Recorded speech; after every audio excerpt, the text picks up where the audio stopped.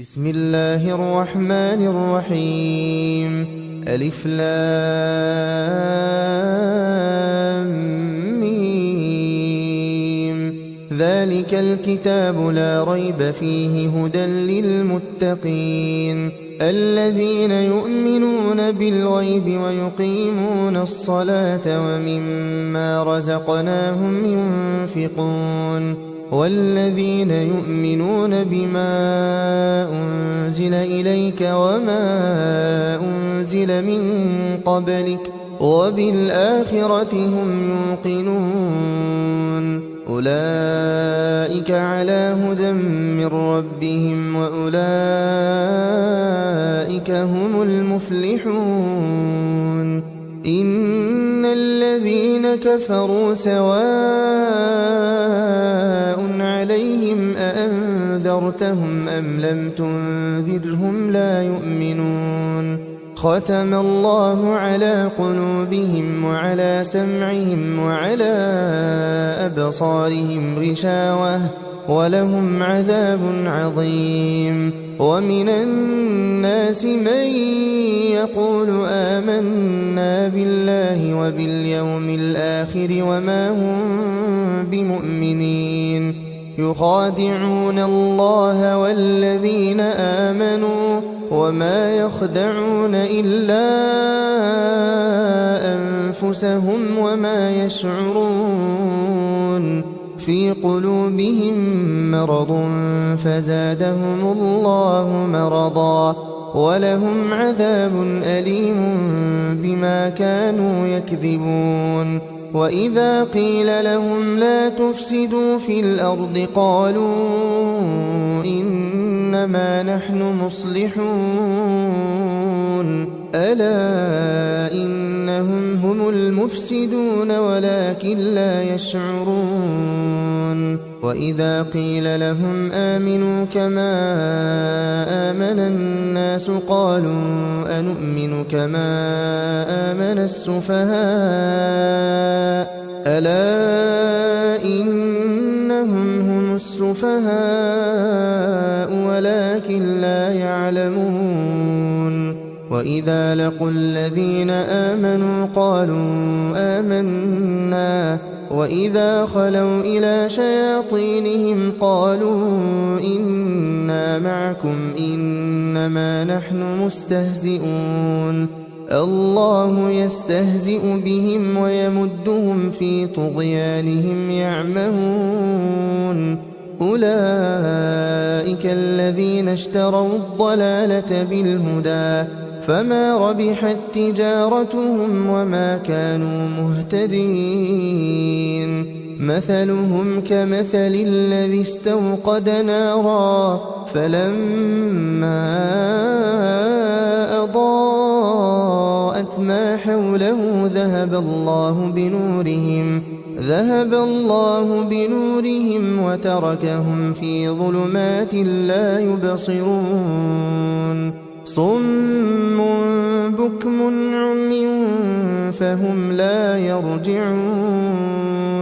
أو كصيب من السماء فيه ظلمات ورعد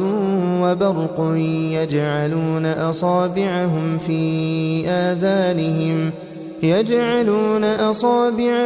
في آذانهم من الصواعق حذر الموت والله محيط بالكافرين. يكاد البرق يخطف أبصارهم كلما أضاء لهم مشوا فيه وإذا أظلم عليهم قاموا ولو شاء الله لذهب بسمعهم وأبصارهم إن الله على كل شيء قدير. يا أيها الناس اعبدوا ربكم الذي خلقكم والذين من قبلكم لعلكم تتقون. الذي جعل لكم الأرض فراشا والسماء بناء وأنزل من السماء فأخرج به من الثمرات رزقا لكم فلا تجعلوا لله أندادا وأنتم تعلمون وإن كنتم في ريب مما نزلنا على عبدنا فأتوا بسورة من مثله وادعوا شهداءكم من دون الله إن كنتم صادقين فإن لم تفعلوا ولن تفعلوا فاتقوا النار التي وقودها الناس والحجارة أعدت للكافرين وبشر الذين آمنوا وعملوا الصالحات أن لهم جنات تجري من تحتها الأنهار كلما رزقوا منها من ثمرة رزقا قالوا هذا الذي رزقنا من قبل وأتوا به متشابها ولهم فيها أزواج مطهرة وهم فيها خالدون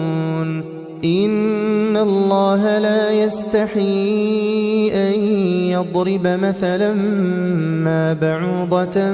فما فوقها فأما الذين آمنوا فيعلمون أنه الحق من ربهم وأما الذين كفروا فيقولون ماذا أراد الله بهذا مثلا يضل به كثيرا ويهدي به كثيرا وما يضل به إلا الفاسقين الذين ينقضون عهد الله من بعد ميثاقه ويقطعون ما أمر الله به أن يوصل ويفسدون في الأرض أولئك هم الخاسرون كيف تكفرون بالله وكنتم أمواتا فأحياكم ثم يميتكم ثم يحييكم ثم إليه ترجعون هو الذي خلق لكم ما في الأرض جميعا ثم استوى إلى السماء فسواهن 7 سماوات وهو بكل شيء عليم وإذ قال ربك للملائكة إني جاعل في الأرض خليفة قالوا أتجعل فيها من يفسد فيها ويسفك الدماء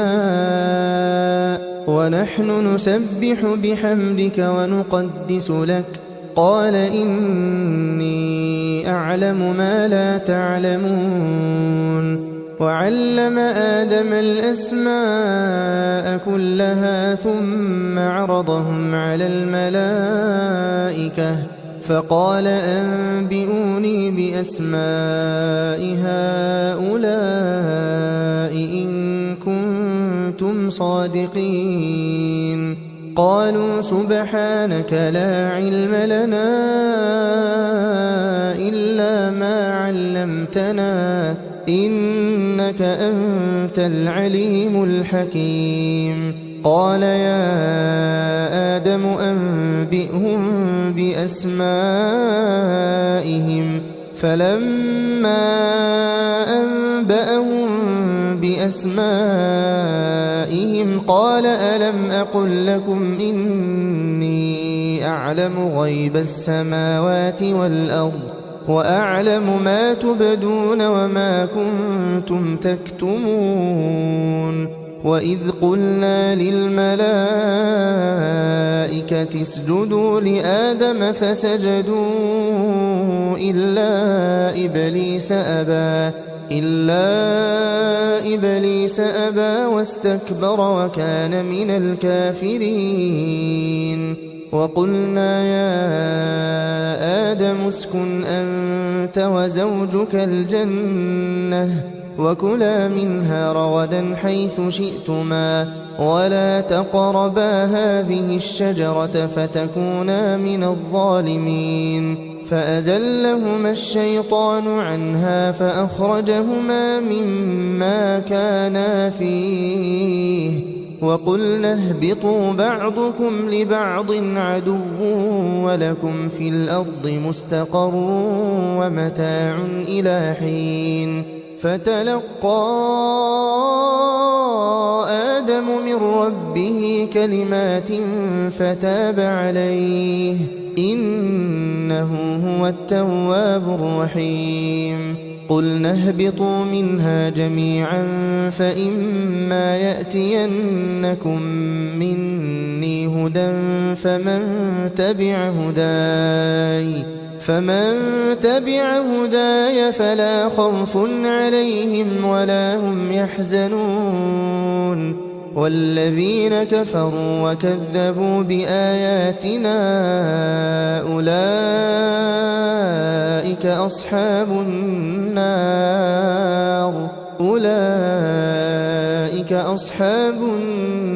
هم فيها خالدون يا بني إسرائيل اذكروا نعمتي التي أنعمت عليكم وأوفوا بعهدي أوف بعهدكم وإياي فارهبون وآمنوا بما أنزلت مصدقا لما معكم ولا تكونوا أول كافر به ولا تشتروا بآياتي ثمنا قليلا وإياي فاتقون ولا تلبسوا الحق بالباطل وتكتموا الحق وأنتم تعلمون وأقيموا الصلاة وآتوا الزكاة واركعوا مع الراكعين أتأمرون الناس بالبر وتنسون أنفسكم وأنتم تتلون الكتاب أفلا تعقلون واستعينوا بالصبر والصلاة وإنها لكبيرة إلا على الخاشعين الذين يظنون أنهم ملاقو ربهم وأنهم إليه راجعون يا بني إسرائيل اذكروا نعمتي التي أنعمت عليكم وأني فضلتكم على العالمين واتقوا يوما لا تجزي نفس عن نفس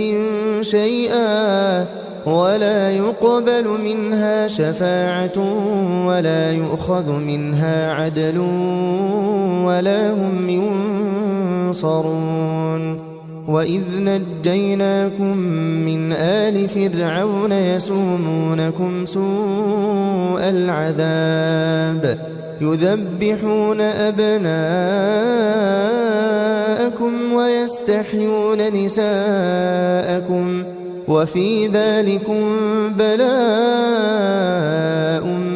من ربكم عظيم وإذ فرقنا بكم البحر فأنجيناكم وأغرقنا آل فرعون وأنتم تنظرون وإذ واعدنا موسى 40 ليلة ثم اتخذتم العجل من بعده وأنتم ظالمون ثم عفونا عنكم من بعد ذلك لعلكم تشكرون وإذ آتينا موسى الكتاب والفرقان لعلكم تهتدون وإذ قال موسى لقومه يا قوم إنكم ظلمتم أنفسكم باتخاذكم العجل فتوبوا إلى بارئكم فاقتلوا أنفسكم ذلكم خير لكم عند بارئكم فتاب عليكم إنه هو التواب الرحيم وإذ قلتم يا موسى لن نؤمن لك حتى نرى الله جهرة فأخذتكم الصاعقة وأنتم تنظرون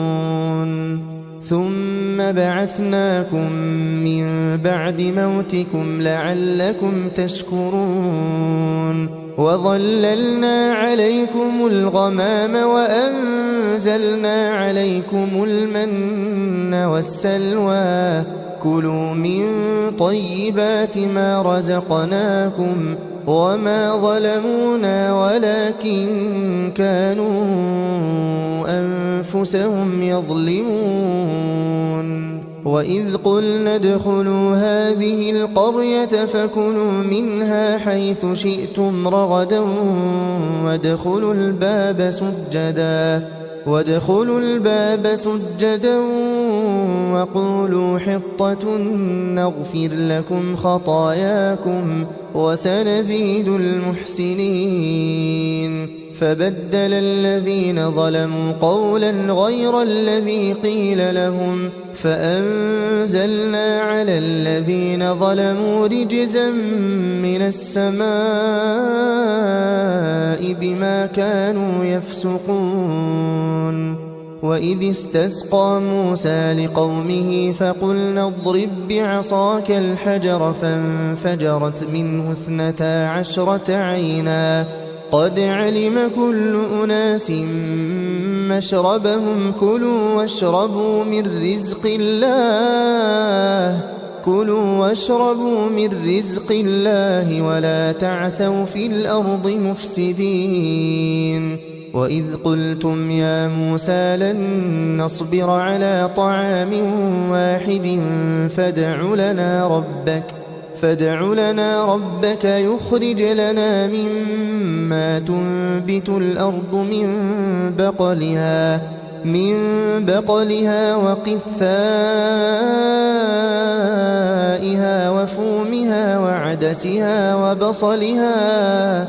قال أتستبدلون الذي هو أدنى بالذي هو خير اهبطوا مصرا فإن لكم ما سألتم وضربت عليهم الذلة والمسكنة وباءوا بغضب من الله ذلك بأنهم كانوا يكفرون بآيات الله ويقتلون النبيين بغير الحق ذلك بما عصوا وكانوا يعتدون إن الذين آمنوا والذين هادوا والنصارى والصابئين من آمن بالله واليوم الآخر وعمل صالحا فلهم أجرهم عند ربهم ولا خوف عليهم ولا هم يحزنون وإذ أخذنا ميثاقكم ورفعنا فوقكم الطور خذوا ما آتيناكم بقوة واذكروا ما فيه لعلكم تتقون ثم توليتم من بعد ذلك فلولا فضل الله عليكم ورحمته لكنتم من الخاسرين ولقد علمتم الذين اعتدوا منكم في السبت فقلنا لهم كونوا قردة خاسئين فجعلناها نكالا لما بين يديها وما خلفها وموعظة للمتقين وإذ قال موسى لقومه إن الله يأمركم أن تذبحوا بقرة قالوا أتتخذنا هزوا قال أعوذ بالله أن أكون من الجاهلين قالوا ادع لنا ربك يبين لنا ما هي قال إنه يقول إنها بقرة لا فارض ولا بكر عوان بين ذلك فافعلوا ما تؤمرون قالوا ادع لنا ربك يبين لنا ما لونها قال إنه يقول إنها بقرة صفراء فاقع لونها تسر الناظرين قالوا ادع لنا ربك يبين لنا ما هي إن البقرة شابه علينا وإنا إن شاء الله لمهتدون قال إنه يقول إنها بقرة لا ذلول تثير الأرض ولا تسقي الحرث مسلمة لا شية فيها قالوا الآن جئت بالحق فذبحوها وما كادوا يفعلون وإذ قتلتم نفسا فادارأتم فيها والله مخرج ما كنتم تكتمون فقلنا اضربوه ببعضها كذلك يحيي الله الموتى ويريكم آياته لعلكم تعقلون ثم قست قلوبكم من بعد ذلك فهي كالحجارة أو أشد قسوة وإن من الحجارة لما يتفجر منه الأنهار وإن منها لما يشقق فيخرج منه الماء وإن منها لما يهبط من خشية الله وما الله بغافل عما تعملون أفتطمعون أن يؤمنوا لكم وقد كان فريق منهم يسمعون كلام الله ثم يحرفونه من بعد ما عقلوه وهم يعلمون وإذا لقوا الذين آمنوا قالوا آمنا وإذا خلا بعضهم إلى بعض قالوا أتحدثونهم بما فتح الله عليكم ليحاجوكم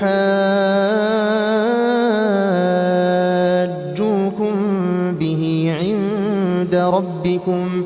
أفلا تعقلون أولا يعلمون أن الله يعلم ما يسرون وما يعلنون ومنهم أميون لا يعلمون الكتاب إلا أماني وإن هم إلا يظنون فويل للذين يكتبون الكتاب بأيديهم ثم يقولون هذا من عند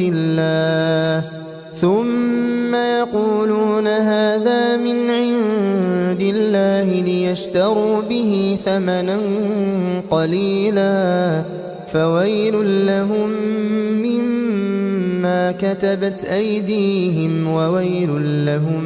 مما يكسبون وقالوا لن تمسنا النار إلا أياما معدودة قل أتخذتم عند الله عهدا فلن يخلف الله عهده أم تقولون على الله ما لا تعلمون بلى من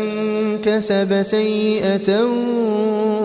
وأحاطت به خطيئته فأولئك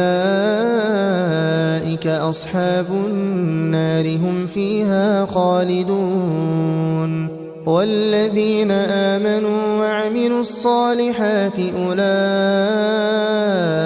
أصحاب الجنة هم فيها خالدون وإذ أخذنا ميثاق بني إسرائيل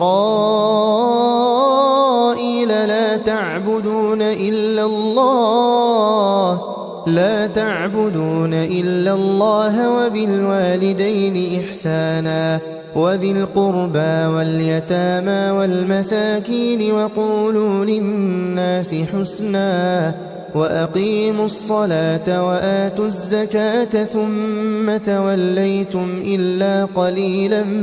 منكم وأنتم معرضون وإذ أخذنا ميثاقكم لا تسفكون دماءكم ولا تخرجون أنفسكم من دياركم ثم أقررتم وأنتم تشهدون ثم أنتم هؤلاء تقتلون أنفسكم وتخرجون فريقا منكم من ديارهم تظاهرون عليهم بالإثم والعدوان وإن يأتوكم أسارى تفادوهم وهو محرم عليكم إخراجهم أفتؤمنون ببعض الكتاب وتكفرون ببعض فما جزاء من يفعل ذلك منكم إلا خزي في الحياة الدنيا ويوم القيامة يردون إلى أشد العذاب وما الله بغافل عما تعملون أولئك الذين اشتروا الحياة الدنيا بالآخرة فلا يخفف عنهم العذاب ولا هم ينصرون ولقد آتينا موسى الكتاب وقفينا من بعده بالرسل وآتينا عيسى ابن مريم البينات وأيدناه بروح القدس أفكلما جاءكم رسول بما لا تهوى أنفسكم استكبرتم ففريقا كذبتم وفريقا تقتلون وقالوا قلوبنا غلف بل لعنهم الله بكفرهم فقليلا ما يؤمنون ولما جاءهم كتاب من عند الله مصدق لما معهم وكانوا من قبل يستفتحون على الذين كفروا فلما جاءهم ما عرفوا كفروا به فلعنة الله على الكافرين بئس ما اشتروا به أنفسهم أن يكفروا بما أنزل الله بغيا أن ينزل الله من فضله على من يشاء من عباده فباءوا بغضب على غضب وللكافرين عذاب مهين وإذا قيل لهم آمنوا بما أنزل الله قالوا نؤمن بما أنزل علينا ويكفرون بما وراءه وهو الحق مصدقا لما معهم قل فلم تقتلون أنبياء الله من قبل إن كنتم مؤمنين ولقد جاءكم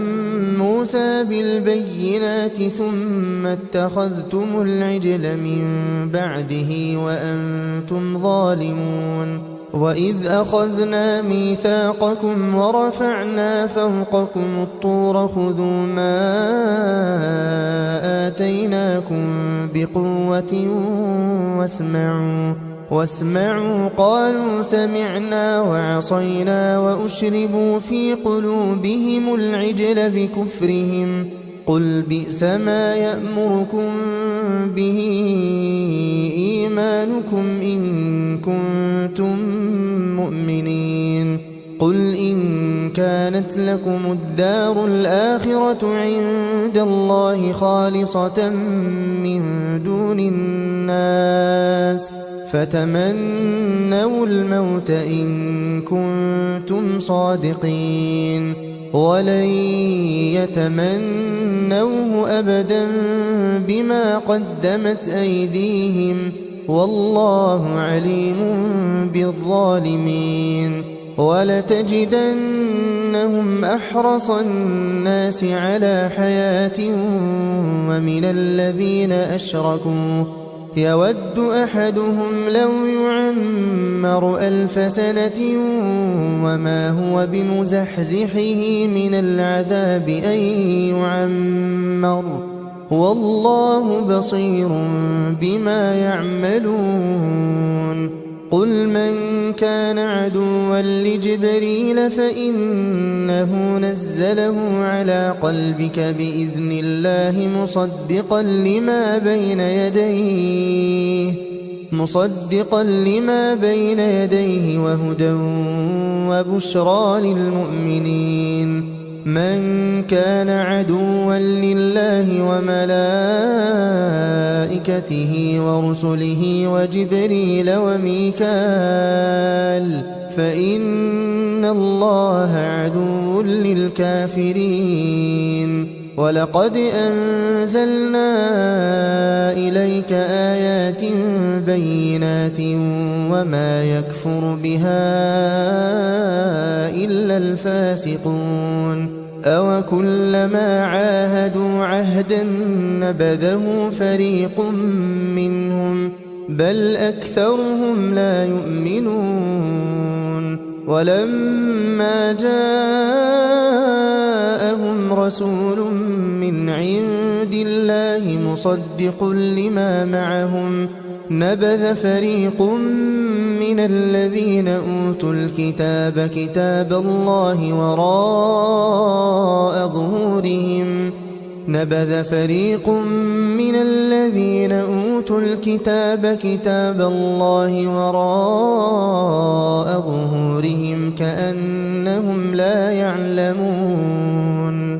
واتبعوا ما تتلو الشياطين على ملك سليمان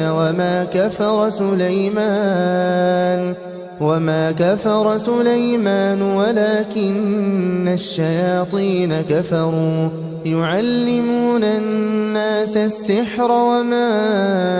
أنزل على الملكين ببابل هاروت وماروت وما يعلمان من أحد حتى يقولا إنما نحن فتنة فلا تكفر فيتعلمون منهما ما يفرقون به بين المرء وزوجه وما هم بضارين به من أحد إلا بإذن الله ويتعلمون ما يضرهم ولا ينفعهم ولقد علموا لمن اشتراه ما له في الآخرة من خلاق ولبئس ما شروا به أنفسهم لو كانوا يعلمون ولو أنهم آمنوا واتقوا لمثوبة من عند الله خير لو كانوا يعلمون يا أيها الذين آمنوا لا تقولوا راعنا وقولوا انظرنا واسمعوا وللكافرين عذاب أليم ما يود الذين كفروا من أهل الكتاب ولا المشركين أن ينزل عليكم من خير من ربكم والله يختص برحمته من يشاء والله ذو الفضل العظيم ما ننسخ من آية أو ننسها نأت بخير منها أو مثلها ألم تعلم أن الله على كل شيء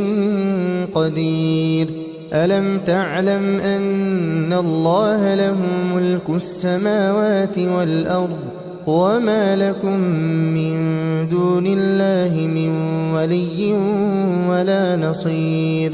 أم تريدون أن تسألوا رسولكم كما سئل موسى من قبل ومن يتبدل الكفر بالإيمان فقد ضل سواء السبيل ود كثير من أهل الكتاب لو يردونكم من بعد إيمانكم كفارا حسدا من عند أنفسهم من بعد ما تبين لهم الحق فاعفوا واصفحوا حتى يأتي الله بأمره إن الله على كل شيء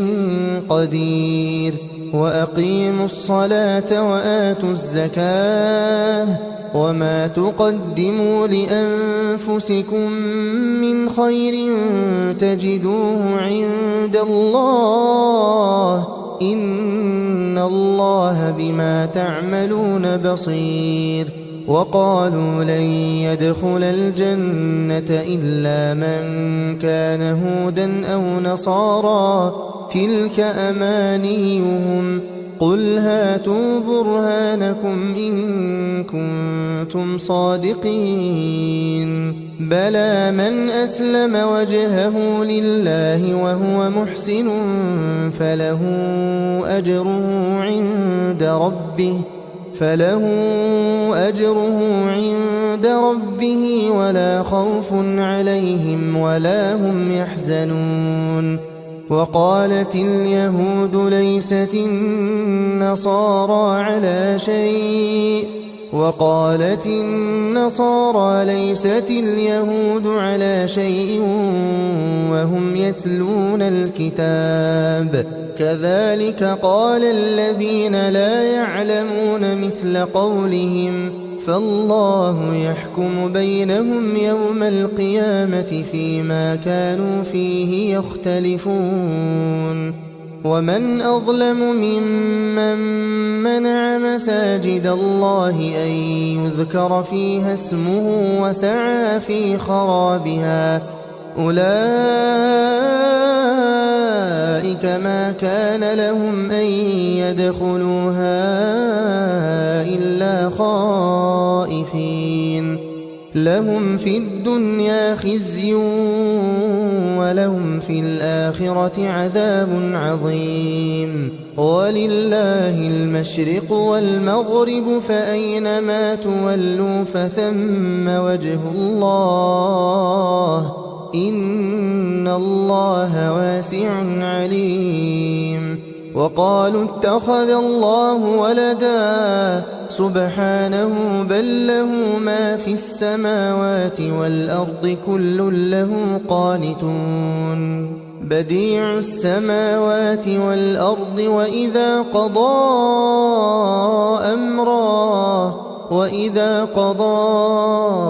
أمرا فإنما يقول له كن فيكون وقال الذين لا يعلمون لولا يكلمنا الله أو تأتينا آية كذلك قال الذين من قبلهم مثل قولهم تشابهت قلوبهم قد بينا الآيات لقوم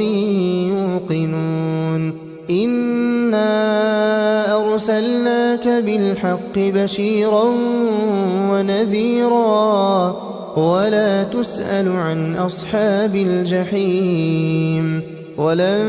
ترضى عنك اليهود ولا النصارى حتى تتبع ملتهم قل إن هدى الله هو الهدى ولئن اتبعت أهواءهم بعد الذي جاءك من العلم ما لك من الله من ولي ولا نصير الذين آتيناهم الكتاب يتلونه حق تلاوته أولئك يؤمنون به ومن يكفر به فأولئك هم الخاسرون يا بني إسرائيل اذكروا نعمتي التي أنعمت عليكم وأني فضلتكم على العالمين واتقوا يوما لا تجزي نفس عن نفس شيئا ولا يقبل منها عدل ولا تنفعها شفاعة ولا هم ينصرون وإذ ابتلى إبراهيم ربه بكلمات فأتمهن قال إني جاعلك للناس إماما قال ومن ذريتي قال لا ينال عهد الظالمين وإذ جعلنا البيت مثابة للناس وأمنا واتخذوا من مقام إبراهيم مصلى وعهدنا إلى إبراهيم وإسماعيل أن طهرا بيتي للطائفين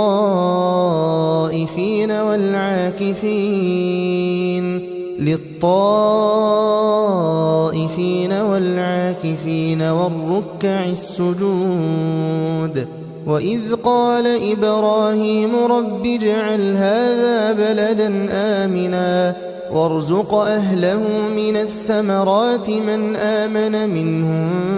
بالله واليوم الآخر قال ومن كفر فأمتعه قليلا ثم أضطره إلى عذاب النار وبئس المصير وإذ يرفع إبراهيم القواعد من البيت وإسماعيل ربنا تقبل منا إنك أنت السميع العليم ربنا واجعلنا مسلمين لك ومن ذريتنا أمة مسلمة لك وأرنا مناسكنا وتب علينا إنك أنت التواب الرحيم ربنا وابعث فيهم رسولا منهم يتلو عليهم آياتك ويعلمهم الكتاب والحكمة ويزكيهم إنك أنت العزيز الحكيم ومن يرغب عن ملة إبراهيم إلا من سفه نفسه ولقد اصطفيناه في الدنيا وإنه في الآخرة لمن الصالحين إذ قال له ربه أسلم قال أسلمت لرب العالمين ووصى بها إبراهيم بنيه ويعقوب يا بني إن الله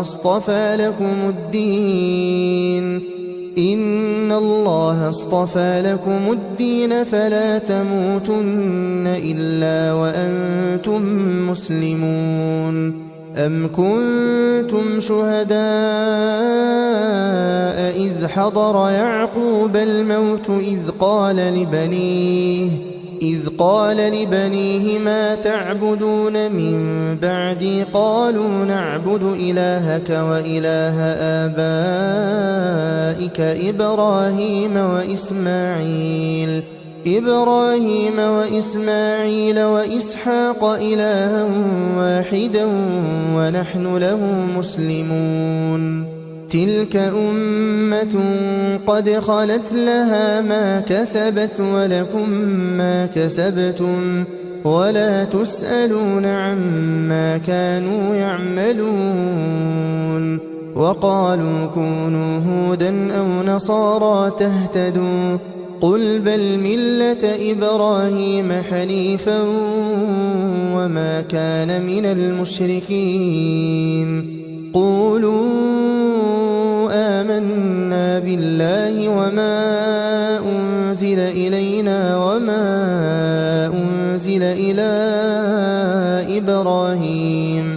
وما أنزل إلى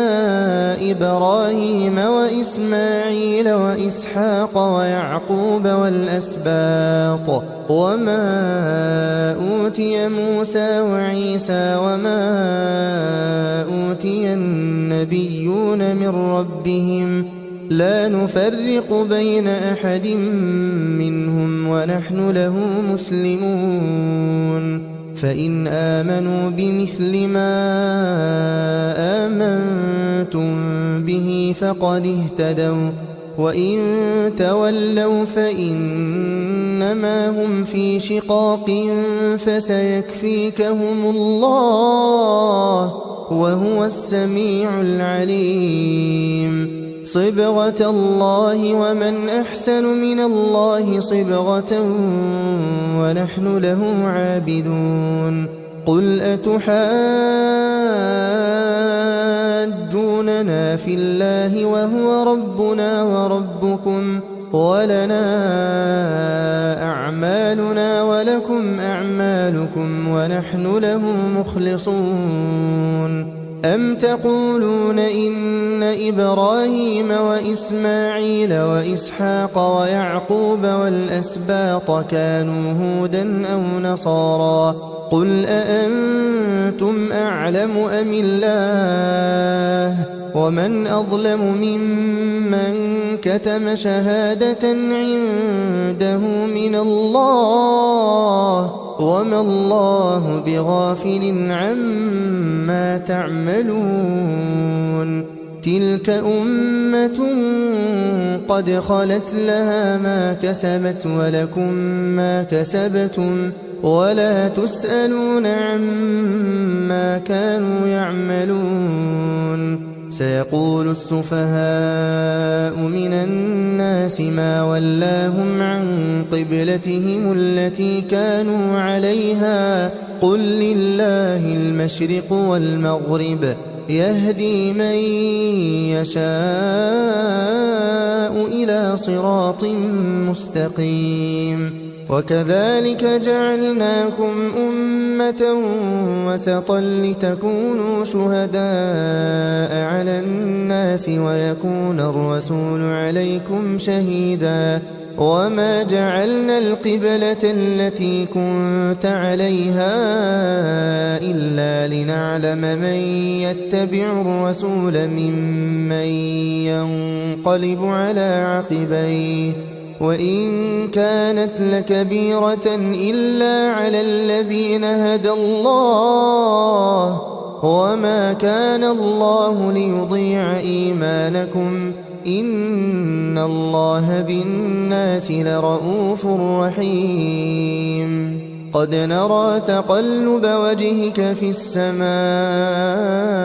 فلنولينك قبلة ترضاها فول وجهك شطر المسجد الحرام وحيث ما كنتم فولوا وجوهكم شطره وإن الذين أوتوا الكتاب ليعلمون أنه الحق من ربهم وما الله بغافل عما يعملون ولئن أتيت الذين أوتوا الكتاب بكل آية ما تبعوا قبلتك وما أنت بتابع قبلتهم وما بعضهم بتابع قبلة بعض ولئن اتبعت أهواءهم من بعد ما جاءك من العلم إنك إذا لمن الظالمين الذين آتيناهم الكتاب يعرفونه كما يعرفون أبناءهم وإن فريقا منهم ليكتمون الحق وهم يعلمون الحق من ربك فلا تكونن من الممترين ولكل وجهة هو موليها فاستبقوا الخيرات أينما تكونوا يأت بكم الله جميعا إن الله على كل شيء قدير ومن حيث خرجت فول وجهك شطر المسجد الحرام وإنه للحق من ربك وما الله بغافل عما تعملون ومن حيث خرجت فول وجهك شطر المسجد الحرام وحيث ما كنتم فولوا وجوهكم شطره لئلا يكون للناس عليكم حجة إلا الذين ظلموا منهم فلا تخشوهم واخشوني ولأتم نعمتي عليكم ولعلكم تهتدون كما أرسلنا فيكم رسولا منكم يتلو عليكم آياتنا ويزكيكم ويعلمكم الكتاب والحكمة ويعلمكم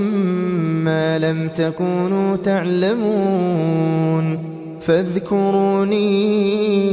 أذكركم واشكروا لي ولا تكفرون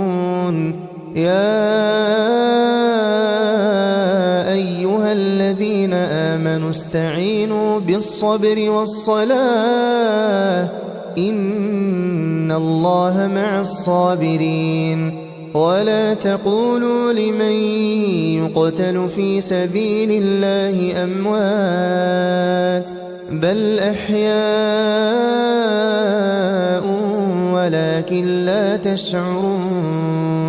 ولنبلونكم بشيء من الخوف والجوع ونقص من الأموال والأنفس والثمرات وبشر الصابرين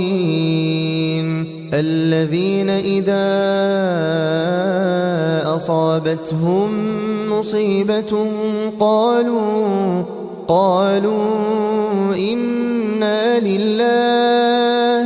إنا لله وإنا إليه راجعون أولئك عليهم صلوات من ربهم ورحمة وأولئك هم المهتدون إن الصفا والمروة من شعائر الله فمن حج البيت أو اعتمر فلا جناح عليه أن يطوف بهما ومن تطوع خيرا فإن الله شاكر عليم إن الذين يكتمون ما أنزلنا من البينات والهدى من بعد ما بيناه للناس في الكتاب أولئك يلعنهم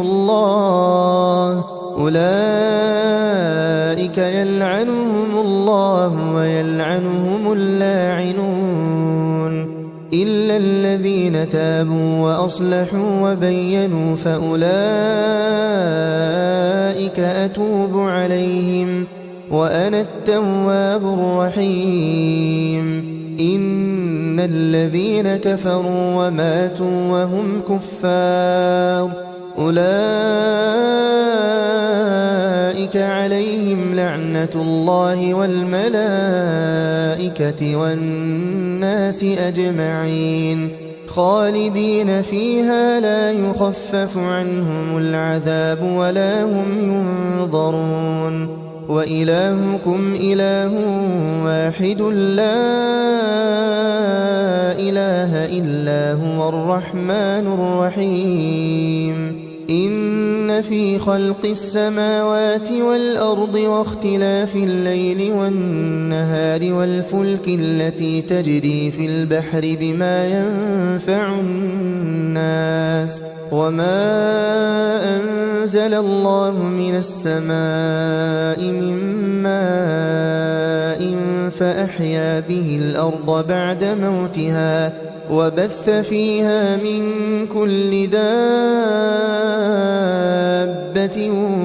وتصريف الرياح والسحاب المسخر بين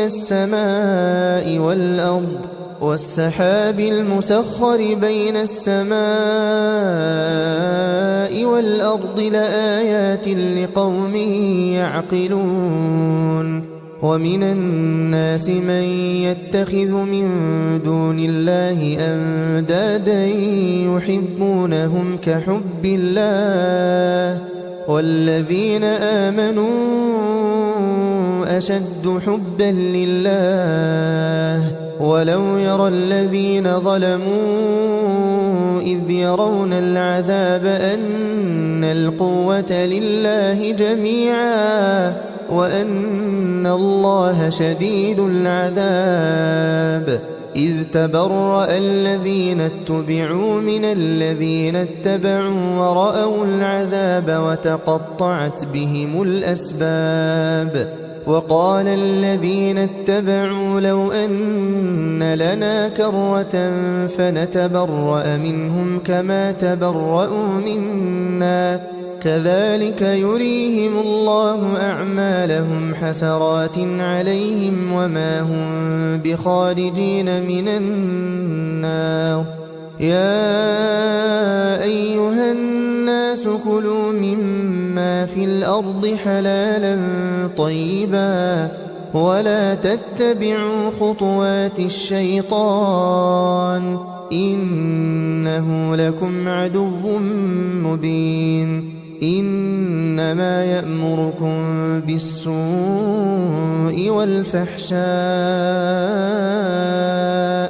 وأن تقولوا على الله ما لا تعلمون وإذا قيل لهم اتبعوا ما أنزل الله قالوا بل نتبع ما ألفينا عليه آباءنا أولو كان آباؤهم لا يعقلون شيئا ولا يهتدون ومثل الذين كفروا كمثل الذي ينعق بما لا يسمع إلا دعاء ونداء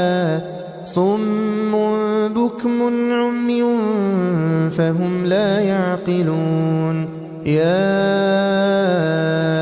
أيها الذين آمنوا كلوا من طيبات ما رزقناكم واشكروا لله إن كنتم إياه تعبدون إنما حرم عليكم الميتة والدم ولحم الخنزير وما أهل به لغير الله فمن اضطر غير باغ ولا عاد فلا إثم عليه إن الله غفور رحيم إن الذين يكتمون ما أنزل الله من الكتاب ويشترون به ثمنا قليلا أولئك ما يأكلون في بطونهم إلا النار ولا يكلمهم الله يوم القيامة ولا يزكيهم ولهم عذاب أليم أولئك الذين اشتروا الضلالة بالهدى والعذاب بالمغفرة فما أصبرهم على النار ذلك بأن الله نزل الكتاب بالحق وإن الذين اختلفوا في الكتاب لفي شقاق بعيد ليس البر أن تولوا وجوهكم قبل المشرق والمغرب ولكن البر من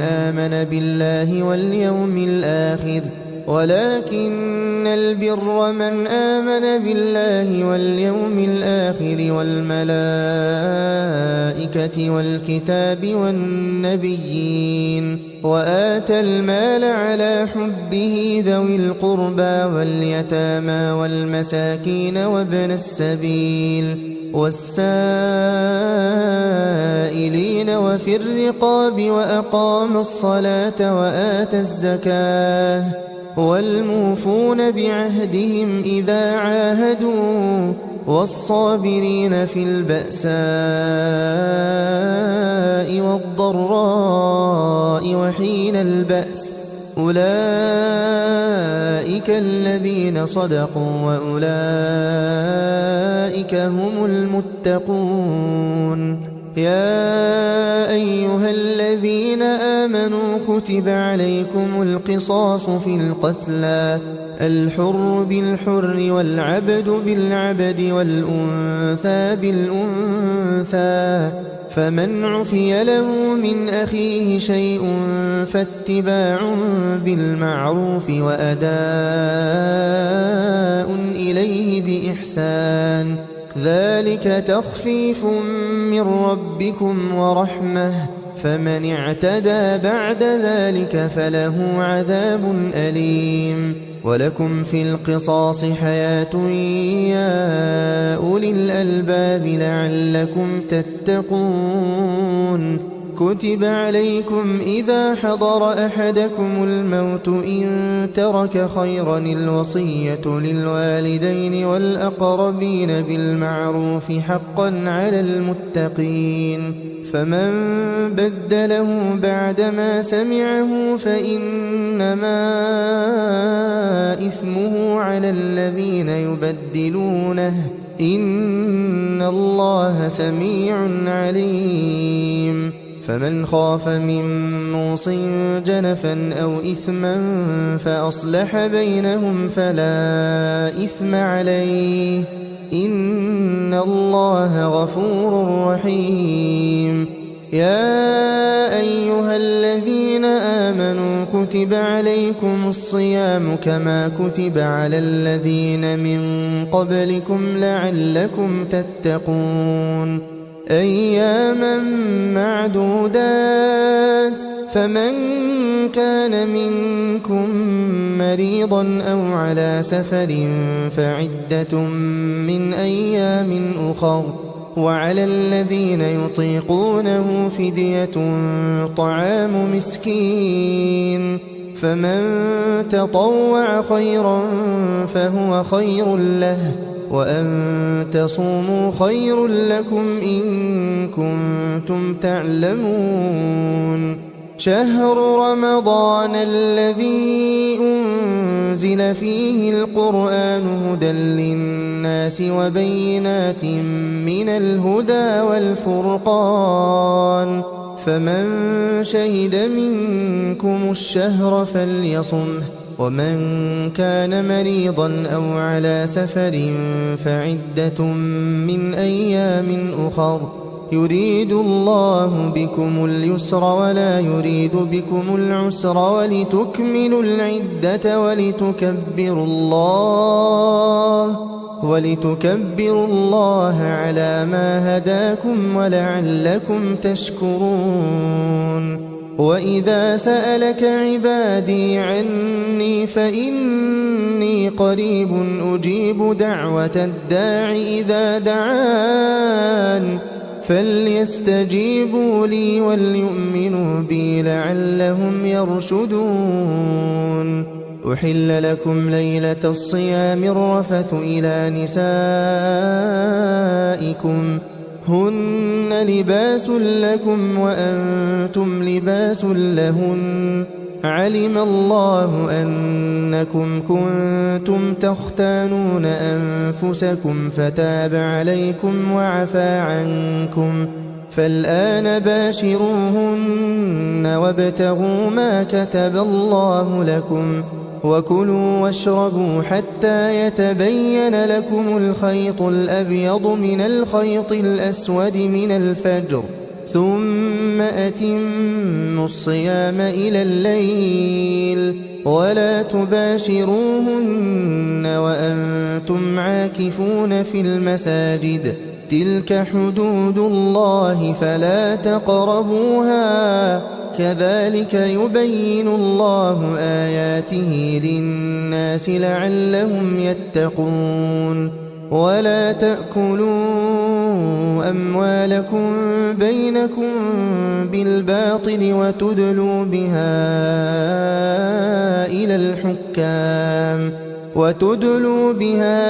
إلى الحكام لتأكلوا فريقا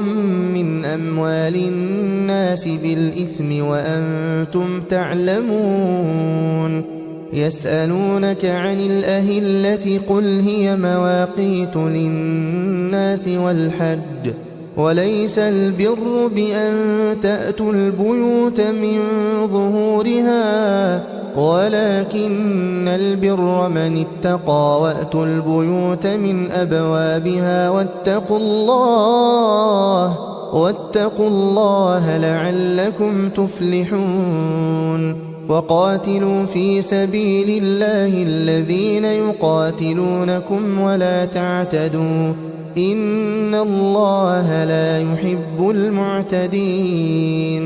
واقتلوهم حيث ثقفتموهم وأخرجوهم من حيث أخرجوكم والفتنة أشد من القتل ولا تقاتلوهم عند المسجد الحرام حتى يقاتلوكم فيه فإن قاتلوكم فاقتلوهم كذلك جزاء الكافرين فإن انتهوا فإن الله غفور رحيم وقاتلوهم حتى لا تكون فتنة ويكون الدين لله فإن انتهوا فلا عدوان إلا على الظالمين الشهر الحرام بالشهر الحرام والحرمات قصاص فمن اعتدى عليكم فاعتدوا عليه بمثل ما اعتدى عليكم واتقوا الله واعلموا أن الله مع المتقين وأنفقوا في سبيل الله ولا تلقوا بأيديكم إلى التهلكة وأحسنوا إن الله يحب المحسنين وأتموا الحج والعمرة لله فإن أحصرتم فما استيسر من الهدي ولا تحلقوا رؤوسكم حتى يبلغ الهدي محله فمن كان منكم مريضا أو به أذى من رأسه ففدية من صيام أو صدقة أو نسك فإذا أمنتم فمن تمتع بالعمرة إلى الحج فما استيسر من الهدي فمن لم يجد فصيام 3 أيام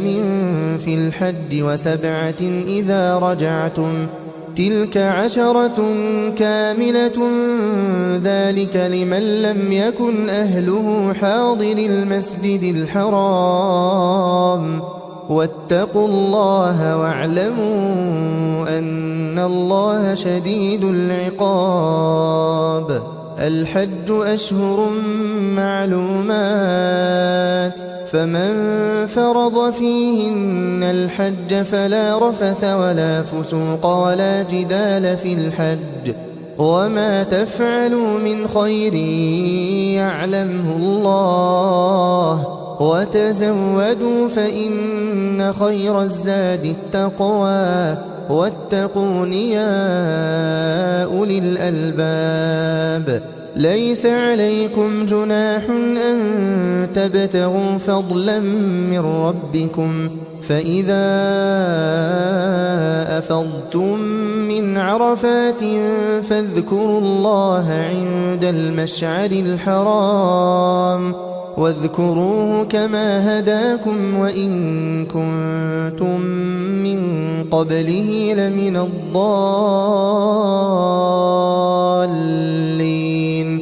ثم أفيضوا من حيث أفاض الناس واستغفروا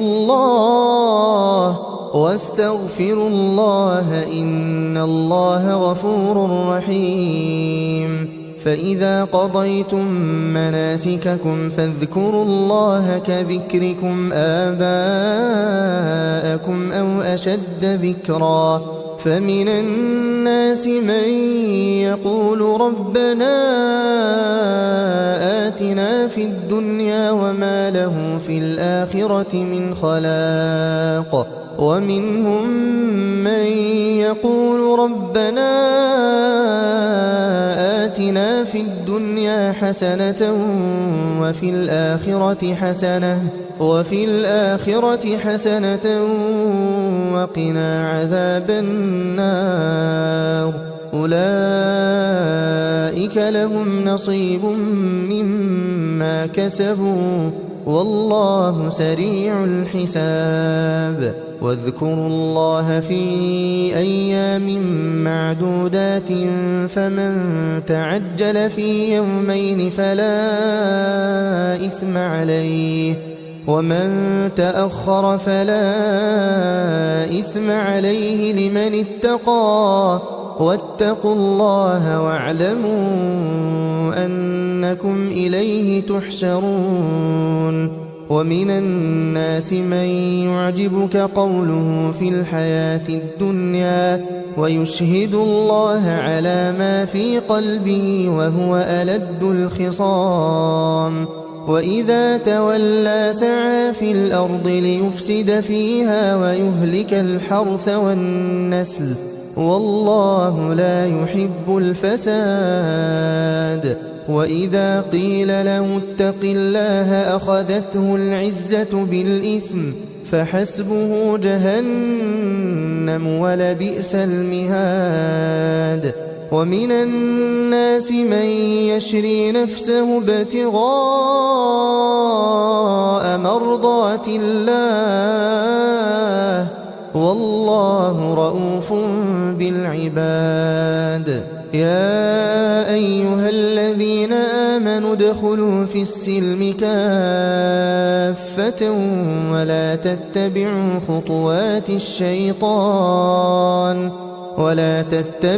خطوات الشيطان إنه لكم عدو مبين. فإن زللتم من بعد ما جاءتكم البينات فاعلموا أن الله عزيز حكيم. هل ينظرون إلا أن يأتيهم الله في ظلل من الغمام والملائكة وقضي الأمر وإلى الله ترجع الأمور. سل بني إسرائيل كم آتيناهم من آية بينة ومن يبدل نعمة الله من بعد ما جاءته فإن الله شديد العقاب. زين للذين كفروا الحياة الدنيا ويسخرون من الذين آمنوا والذين اتقوا فوقهم يوم القيامة والله يرزق من يشاء بغير حساب. كان الناس أمة واحدة فبعث الله النبيين مبشرين ومنذرين وأنزل معهم الكتاب بالحق وأنزل معهم الكتاب بالحق ليحكم بين الناس فيما اختلفوا فيه وما اختلف فيه إلا الذين أوتوه من بعد ما جاءتهم البينات بغيا بينهم فهدى الله الذين آمنوا لما اختلفوا فيه من الحق بإذنه والله يهدي من يشاء إلى صراط مستقيم أم حسبتم أن تدخلوا الجنة ولما يأتكم مثل الذين خلوا من قبلكم مستهم البأساء والضراء وزلزلوا حتى يقول الرسول والذين آمنوا معه متى نصر الله ألا إن نصر الله قريب يسألونك ماذا ينفقون قل ما أنفقتم من خير فللوالدين والأقربين واليتامى والمساكين وابن السبيل وما تفعلوا من خير فإن الله به عليم كتب عليكم القتال وهو كره لكم وعسى أن تكرهوا شيئا وهو خير لكم وعسى أن تحبوا شيئا وهو شر لكم والله يعلم وأنتم لا تعلمون يسألونك عن الشهر الحرام قتال فيه قل قتال فيه كبير وصد عن سبيل الله وكفر به والمسجد الحرام وإخراج أهله منه أكبر عند الله والفتنة أكبر من القتل ولا يزالون يقاتلونكم حتى يردوكم عن دينكم إن استطاعوا ومن يرتدد منكم عن دينه فيمت وهو كافر فأولئك حبطت أعمالهم في الدنيا والآخرة وأولئك أصحاب النار هم فيها خالدون إن الذين آمنوا والذين هاجروا وجاهدوا في سبيل الله أولئك يرجون رحمة الله والله غفور رحيم يسألونك عن الخمر والميسر قل فيهما إثم كبير ومنافع للناس وإثمهما أكبر من نفعهما ويسألونك ماذا ينفقون قل العفو كذلك يبين الله لكم الآيات لعلكم تتفكرون في الدنيا والآخرة ويسألونك عن اليتامى قل إصلاح لهم خير وإن تخالطوهم فإخوانكم والله يعلم المفسد من المصلح ولو شاء الله لأعنتكم إن الله عزيز حكيم ولا تنكحوا المشركات حتى يؤمن ولأمة مؤمنة خير من مشركة ولو أعجبتكم ولا تنكحوا المشركين حتى يؤمنوا ولعبد مؤمن خير من مشرك ولو أعجبكم أولئك يدعون إلى النار والله يدعو إلى الجنة والمغفرة بإذنه ويبين آياته للناس لعلهم يتذكرون ويسألونك عن المحيض قل هو أذى فاعتزلوا النساء في المحيض ولا تقربوهن حتى يطهرن فإذا تطهرن فأتوهن من حيث أمركم الله إن الله يحب التوابين ويحب المتطهرين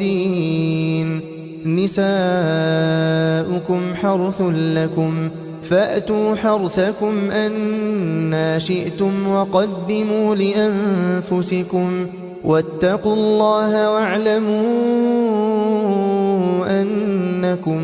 ملاقوه وبشر المؤمنين ولا تجعلوا الله عرضة لأيمانكم أن تبروا وتتقوا وتصلحوا بين الناس والله سميع عليم لا يؤاخذكم الله باللغو في أيمانكم ولكن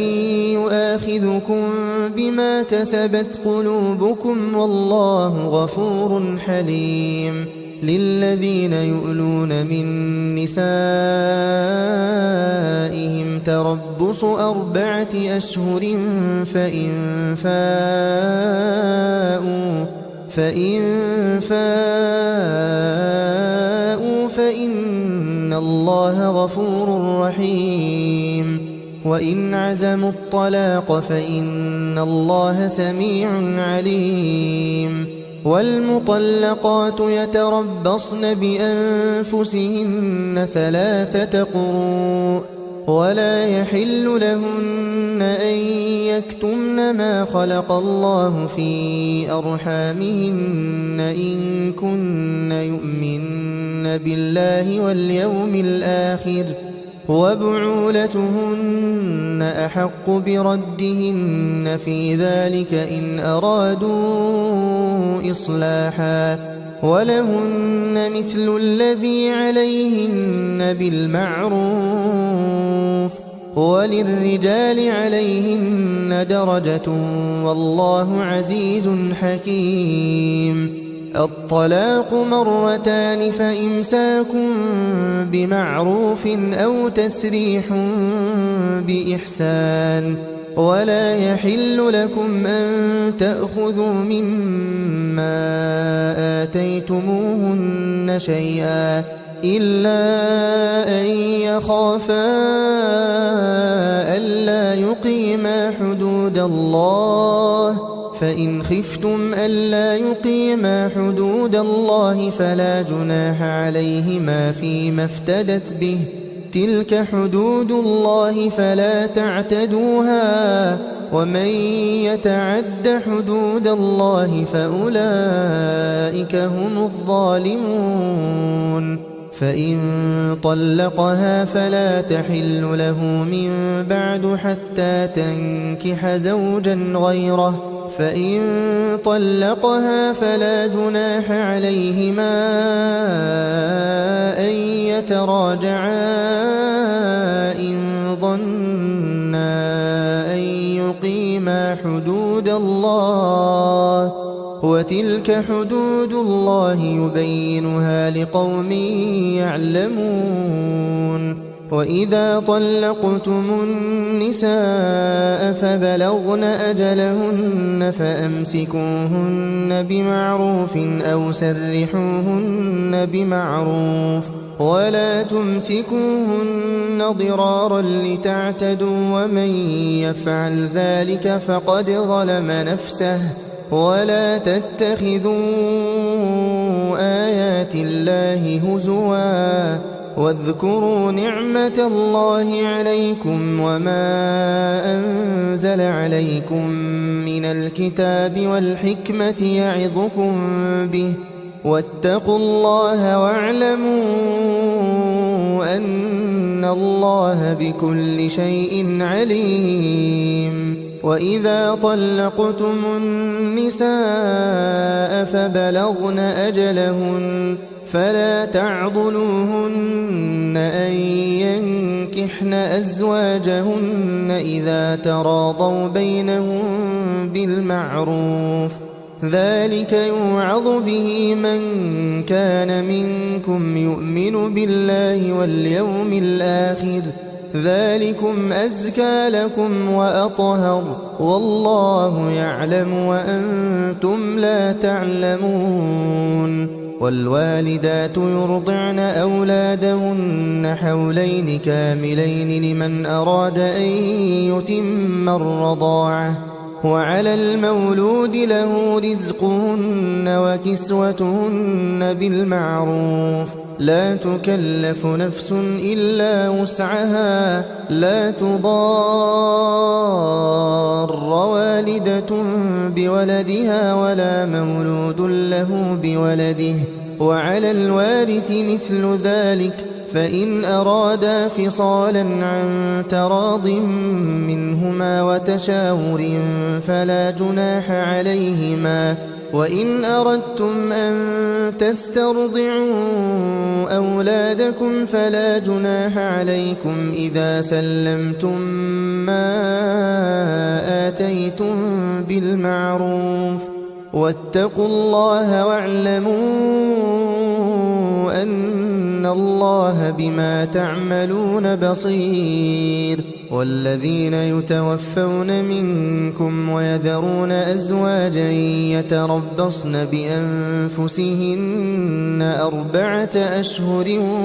وعشرا فإذا بلغن أجلهن فلا جناح عليكم فيما فعلن في أنفسهن بالمعروف والله بما تعملون خبير ولا جناح عليكم فيما عرضتم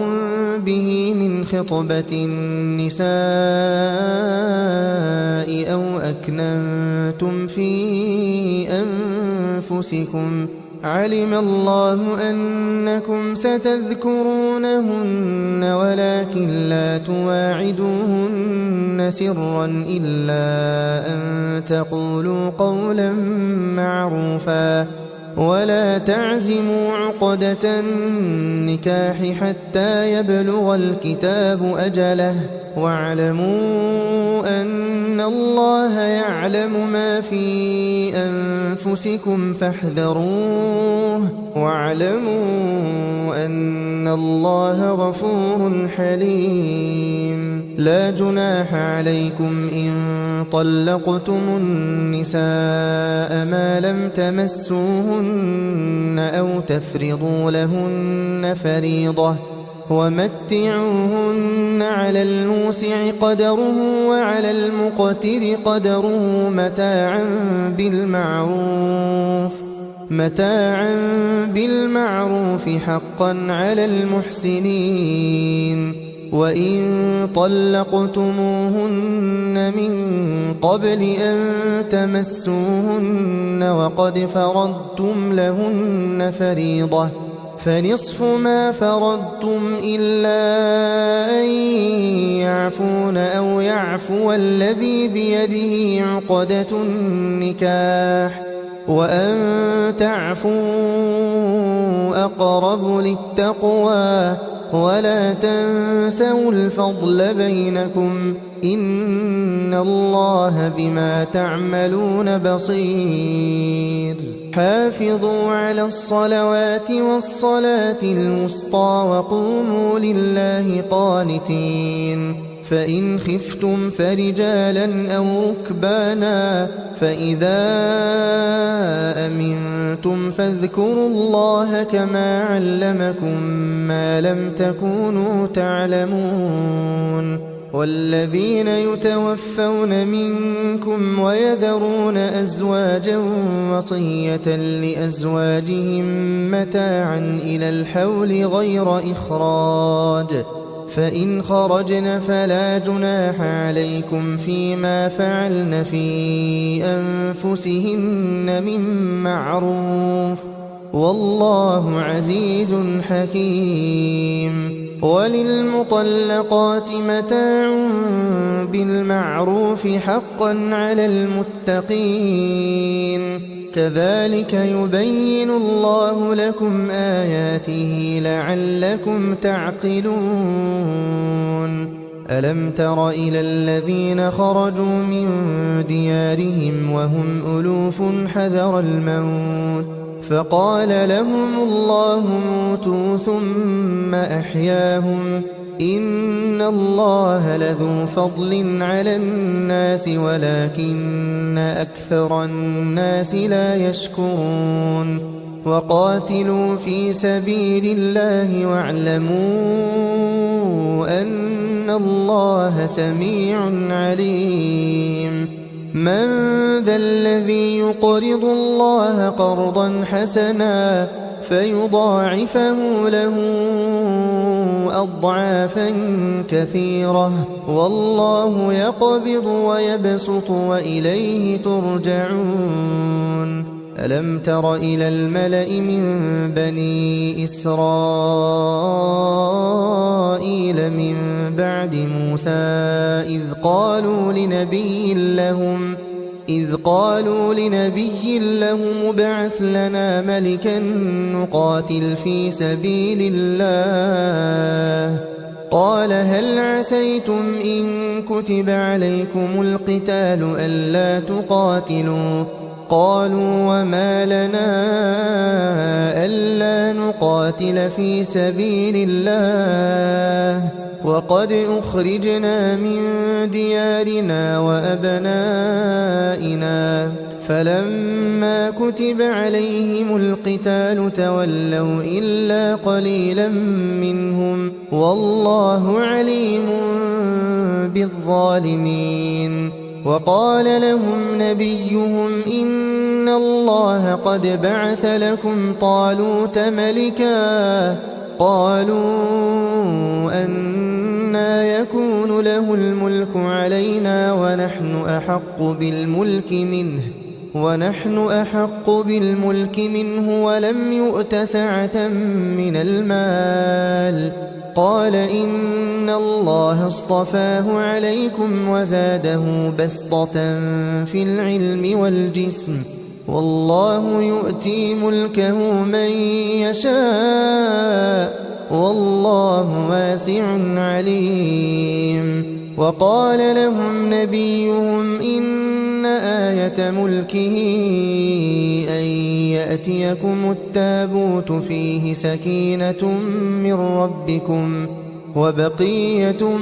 مما ترك آل موسى وآل هارون تحمله الملائكة إن في ذلك لآية لكم إن كنتم مؤمنين فلما فصل طالوت بالجنود قال إن الله مبتليكم بنهر فمن شرب منه فليس مني ومن لم يطعمه فإنه مني إلا من اغترف غرفة بيده فشربوا منه إلا قليلا منهم فلما جاوزه هو والذين آمنوا معه قالوا لا طاقة لنا اليوم بجالوت وجنوده قال الذين يظنون أنهم ملاقو الله كم من فئة قليلة غلبت فئة كثيرة بإذن الله والله مع الصابرين ولما برزوا لجالوت وجنوده قالوا ربنا أفرغ علينا صبرا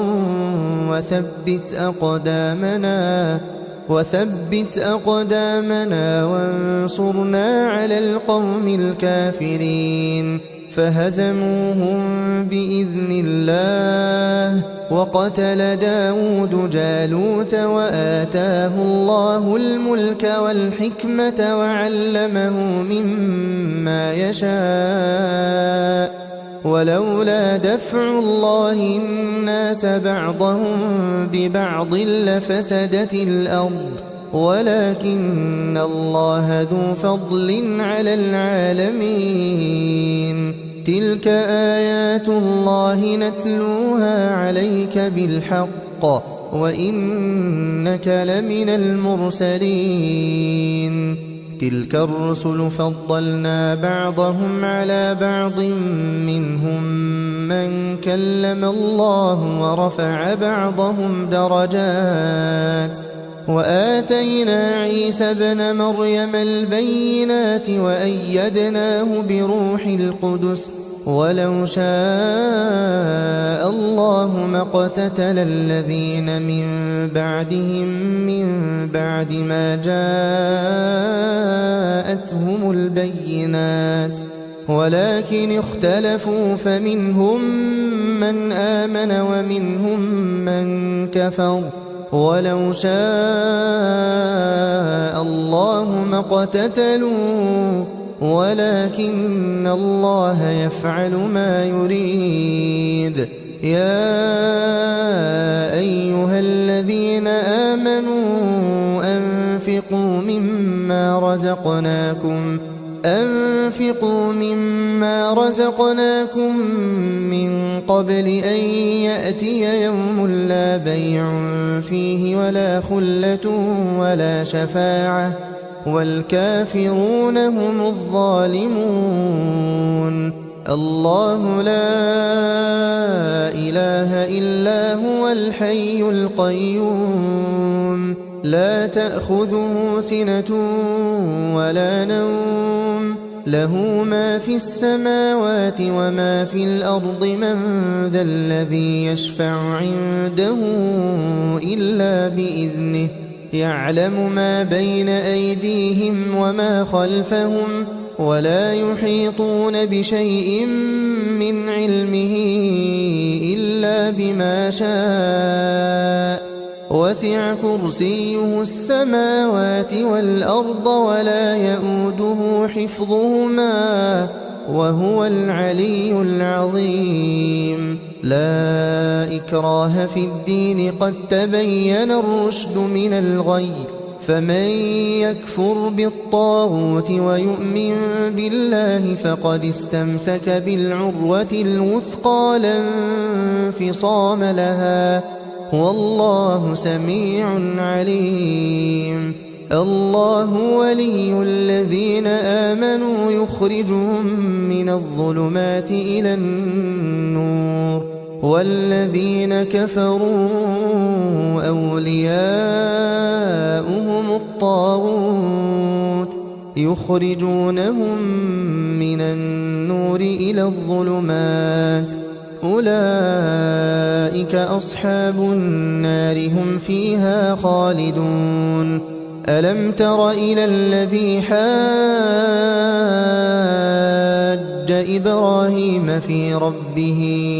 أن آتاه الله الملك إذ قال إبراهيم ربي الذي يحيي ويميت قال أنا أحيي وأميت قال إبراهيم فإن الله يأتي بالشمس من المشرق فأت بها من المغرب فبهت الذي كفر والله لا يهدي القوم الظالمين.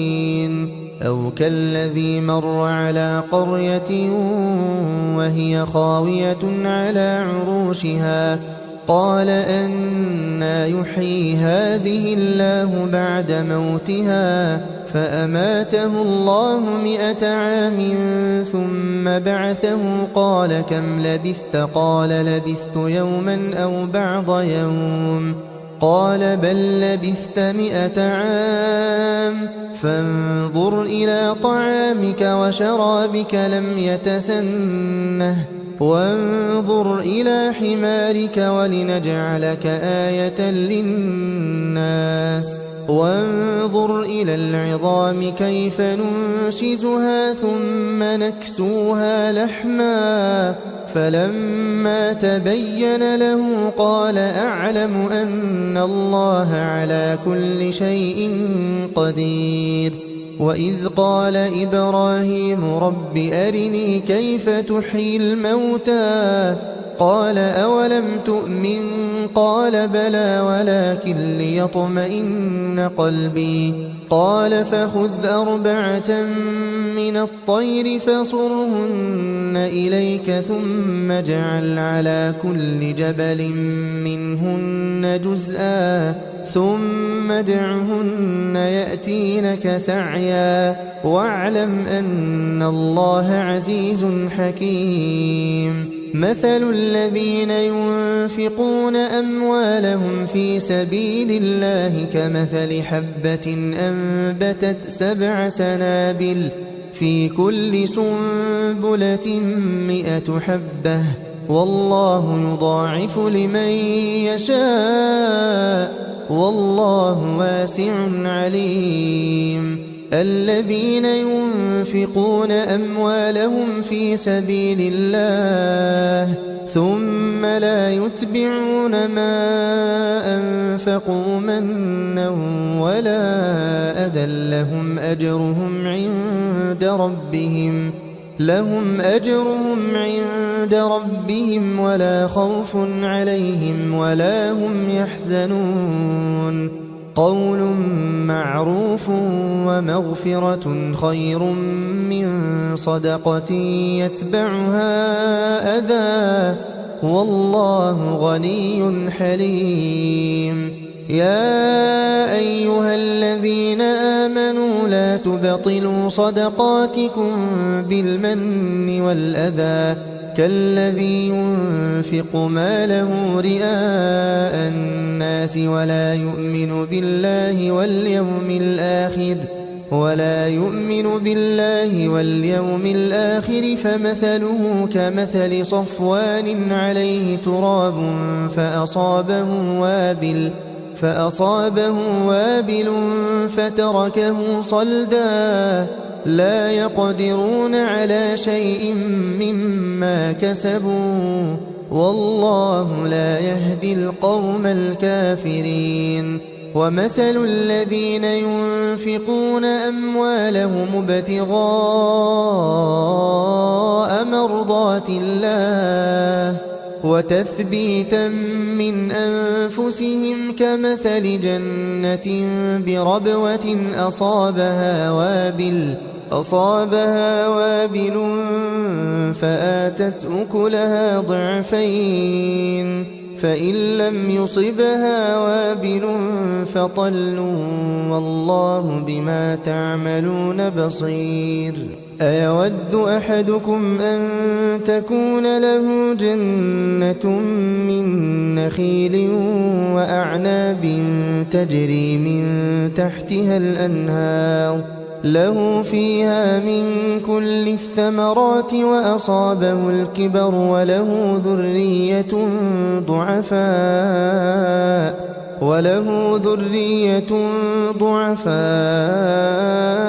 فأصابها إعصار فيه نار فاحترقت كذلك يبين الله لكم الآيات لعلكم تتفكرون يا أيها الذين آمنوا أنفقوا من طيبات ما كسبتم ومما أخرجنا لكم من الأرض ولا تيمموا الخبيث منه تنفقون ولستم بآخذيه إلا أن تغمضوا فيه واعلموا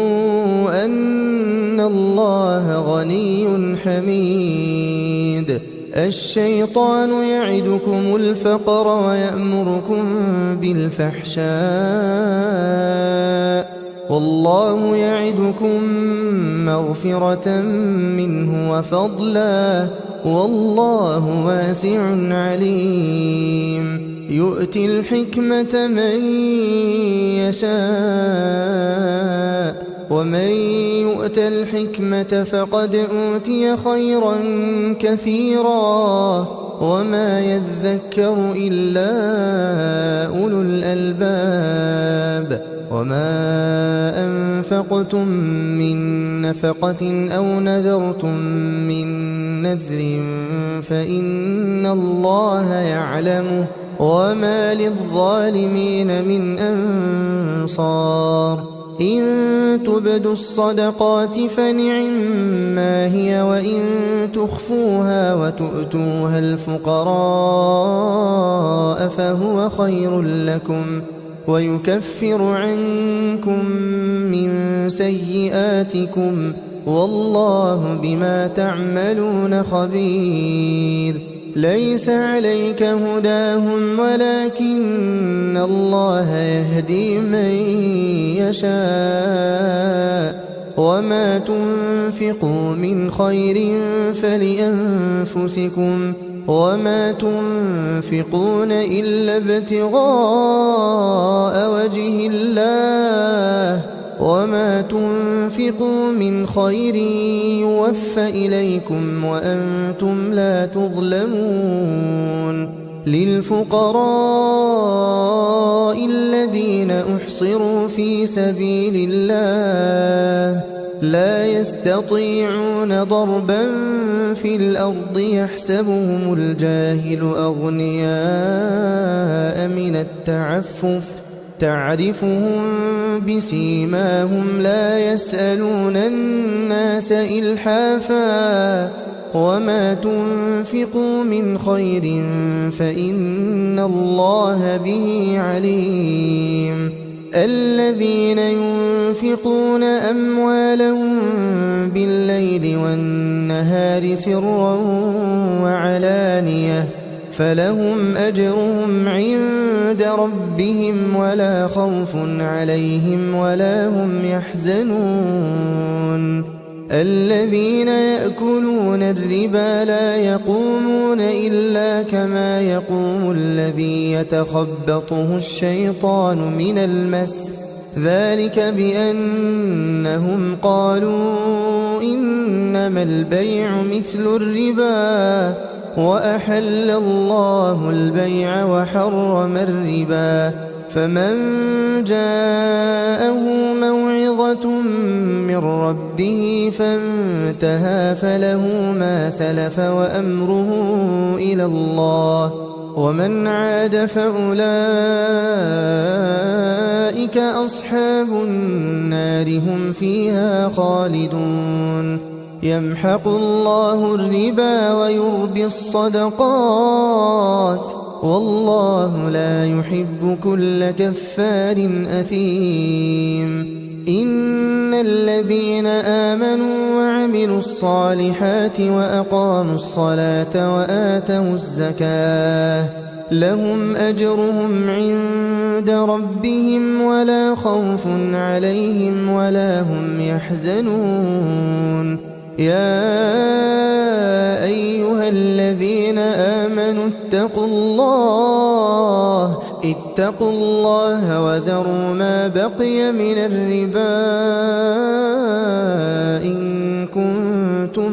مؤمنين فإن لم تفعلوا فأذنوا بحرب من الله ورسوله وإن تبتم فلكم رؤوس أموالكم لا تظلمون ولا تظلمون وإن كان ذو عسرة فنظرة إلى ميسرة وأن تصدقوا خير لكم إن كنتم تعلمون واتقوا يوما ترجعون فيه إلى الله ثم توفى كل نفس ما كسبت وهم لا يظلمون يا أيها الذين آمنوا إذا تداينتم بدين إلى أجل مسمى فاكتبوه وليكتب بينكم كاتب بالعدل ولا يأب كاتب أن ليكتب كما علمه الله فليكتب وليملل الذي عليه الحق وليتق الله ربه ولا يبخس منه شيئا فإن كان الذي عليه الحق سفيها أو ضعيفا أو لا يستطيع أن يمل هو فليملل وليه بالعدل واستشهدوا شهيدين من رجالكم فإن لم يكونا رجلين فرجل وامرأتان ممن ترضون من الشهداء أن تضل إحداهما فتذكر إحداهما الأخرى ولا يأبى الشهداء إذا ما دعوا ولا تسأموا أن تكتبوه صغيرا أو كبيرا إلى أجله ذلكم أقسط عند الله وأقوم للشهادة وأدنى ألا ترتابوا إلا أن تكون تجارة حاضرة تديرونها بينكم فليس عليكم جناح ألا تكتبوها وأشهدوا إذا تبايعتم ولا يضار كاتب ولا شهيد وإن تفعلوا فإنه فسوق بكم واتقوا الله ويعلمكم الله والله بكل شيء عليم وإن كنتم على سفر ولم تجدوا كاتبا فرهان مقبوضة فإن أمن بعضكم بعضا فليؤدي الذي اؤتمن أمانته وليتق الله ربه ولا تكتموا الشهادة ومن يكتمها فإنه آثم قلبه والله بما تعملون عليم لله ما في السماوات وما في الأرض وإن تبدوا ما في أنفسكم أو تخفوه يحاسبكم به الله فيغفر لمن يشاء ويعذب من يشاء والله على كل شيء قدير آمن الرسول بما أنزل إليه من ربه والمؤمنون كل آمن بالله وملائكته وكتبه ورسله لا نفرق بين أحد من رسله وقالوا سمعنا وأطعنا غفرانك ربنا وإليك المصير لا يكلف الله نفسا إلا وسعها لها ما كسبت وعليها ما اكتسبت ربنا لا تؤاخذنا إن نسينا أو أخطأنا ربنا ولا تحمل علينا إصرا كما حملته على الذين من قبلنا ربنا ولا تحملنا ما لا طاقة لنا به